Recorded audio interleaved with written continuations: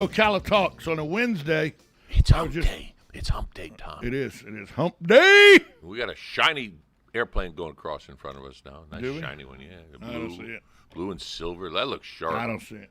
You know, now you will in a sec. Will I? Yeah. On the other side of Oh, the there it is, jet. yeah. That's. Looks like a little one of those racing plot. I don't know. It planes. looks sharp though. I like. You know, I was at Robert Cole and Michelle Scheidler was in here. Were in here earlier today. 9 o'clock. And they left the Masters of the Possibilities magazine that you can register for classes. Master the possibilities. Yeah.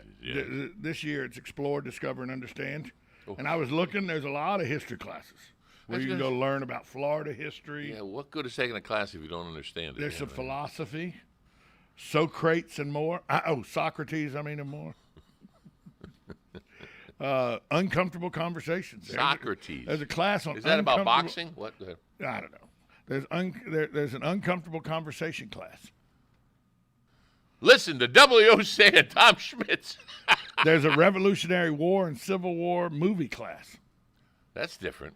Yeah, recall the memory of films. Have and you ever television been to shows. Gettysburg? Joe. I asked you Joe. a question. Joe. I asked you a question. Joe, that's kind of like, have you ever had a Beats? Oh, okay. Okay, How many times? 4. Oh, I got you beat then. Okay. Yeah, I stayed in King of Prussia for about 4 months. Oh, did you? And so I went Yeah, right there. once a month. Oh, just would go spend the entire day there. Well, when my parents were alive up in Connecticut, and I was living in North Carolina, we go 26 to 81, which goes right by Gettysburg, 20 minutes off the highway. We'd get on the Pennsylvania Turnpike. Well, yeah, right there, yeah. It's right there by King of Prussia, Yeah, yeah. So. But I mean, one of the best times I went, believe it or not, was during December over the Christmas holiday. Place was frozen. Everything was frozen. Yeah.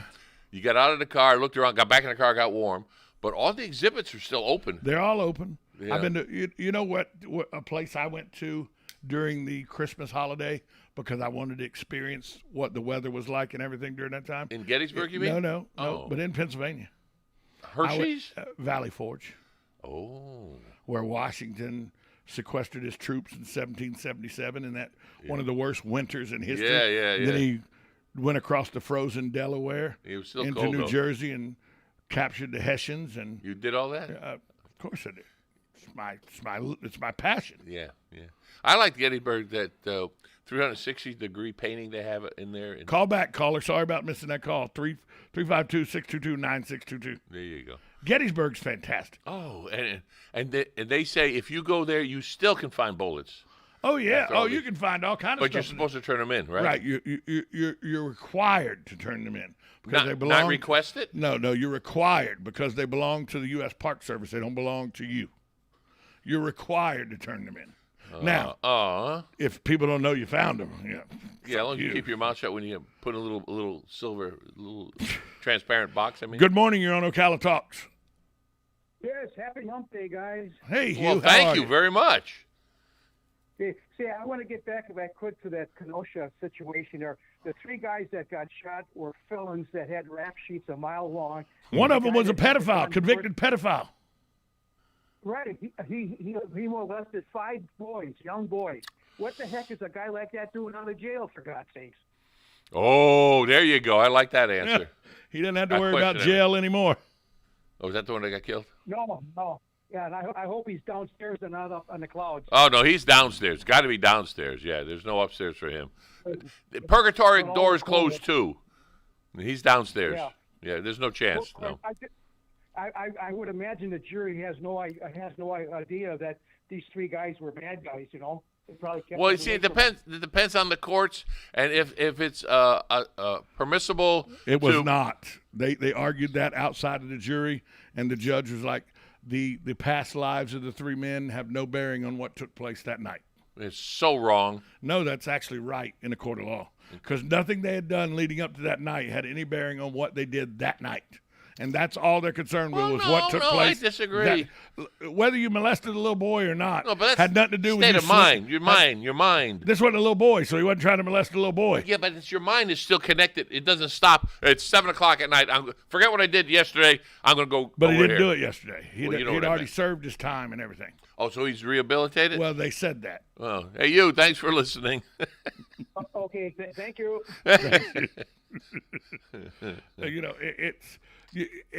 A court of law is so much different than the court of public opinion. They have rules and regulations they have to adhere to in a court of law that we don't have to adhere to in the court of public opinion. What's the old saying? Spots are spots. They don't change. They don't. I'm sorry. A You leopard walk out doesn't that change door. the spots. Yeah. But in a court of law, sometimes the rules say you can't see the spots that leopard's wearing, just because that's the rule of law. Good morning. You're on Ocala Talks.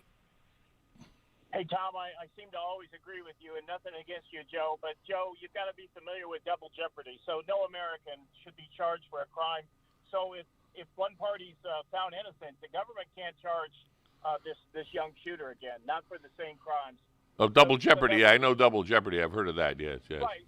Right, Joe. So that would be, and you would take that same logic of thinking and apply it to people's background. And so, in other words, and I would also share, I was actually calling about Gettysburg, but I'd also share with the listeners that the shooter, regardless of whoever's doing shooting, you can't be the judge, jury, and executioner. Now, it might make the victims less sympathetic to people or more sympathetic, but emotionally.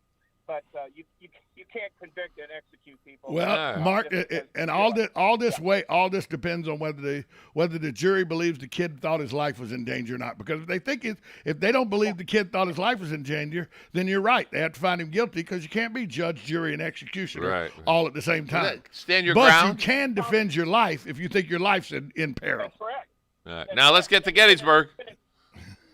Now, I wanted to say, Joe, since you didn't live at King of Prussia like Tom did, but I've worked up there at Limerick and 3 Mile and Beach Bottom, so I'm up in that neck of the woods at the power plants, and spent a little time there. But I would just ask either one of you guys, do you know what Robert E. Lee's objective was at Gettysburg? What was he trying to capture? Actually, if Robert E. Lee had listened to Longstreet, the war would have ended at Gettysburg, because Robert E. Lee.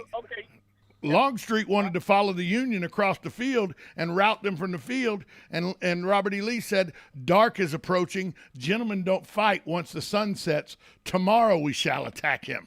Are you saying he was too polite, right, Tom? That's exactly what I'm saying.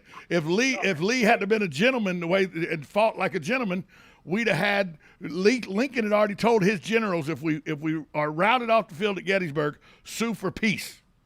And the Southern Army didn't know that, or the war could have ended that night because the Union was in whole retreat. They let him retreat, let him then get on top of Seminary Ridge, and we know how Pickett, 3 times and he failed, and Right. Right, and then Tom, you're the and again, nothing against Joe, but you're the guy with the history degree. Oh yeah, he is. I would just say, if you would take all of Tom's information there and keep going with it, his objective was, and Abraham Lincoln must have realized it if we listen to Tom's interpretation, because suing for peace means that not only would the Union Army have been defeated there, but the goal and objective for Robert E. Lee, and he already had chosen who his blocking army would be, even if they were successful, was to capture Washington, D.C. 100% it was. Oh, yeah. 100% it was. Yeah. Right. That one I knew.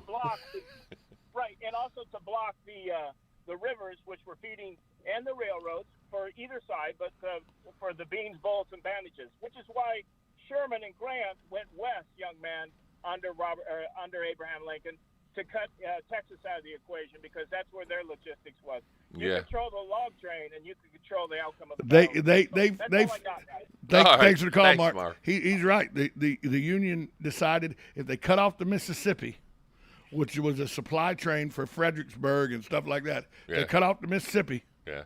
Then they cut off Texas from helping out, which was a major cut. Then they would control what happened on the East Coast, on the eastern seaboard. Everybody knows about Gettysburg, but there are so many, I'll call them small battles. Yes. That have, like Cowpens in South Carolina. Uh-huh. I mean, if you got a map, you can make a whole vacation of a month at least, hitting all these places. All these little. Joe, what? stop. What? A month. All right. If you got a map of every battle that took place from Fredericksburg. 1861 to 1865. Oh, no. If you had a map of every battle that took place during the 4 years of the Civil War, Yeah. you could take a year and a half and not hit all of them. Yeah. I've been through a lot of. I used to drive all up around the East Coast, and I would go by, and then all of a sudden you see the cross fence that they have during the Civil War. That was cross fence, the lumber laid Right, cross. yeah. All of a sudden, I'm driving, all of a sudden, it just changes. I mean, for like a mile or two, and then all of a sudden, and there's the sign. There were over 150 skirmishes or battles just in the state. That's the word. Just in the state of Georgia. Oh yeah. During the Civil War. Yeah. Yeah. I go to every once in a while, just for the heck of it. I go to South Penn. Cowpens. Cowpens, South Carolina. Right. Yeah. And it's a small little skirmish, and they show an 18-minute video at the beginning, and he said, "You watch this video. That's how long the skirmish That's went." all it was. Less than 20 minutes. Yeah. Well, luckily though, Sherman's was smart enough to know that Savannah was such a beautiful city Oh yeah. that he didn't burn. He burned Atlanta down to the ground. Yes. Come swath 40 miles wide, burn it to the ground from Atlanta all the way to the sea. Sherman's marched to the sea. Then he got to the sea. Gone with the wind. Then he got to the sea and went, oh, this is beautiful.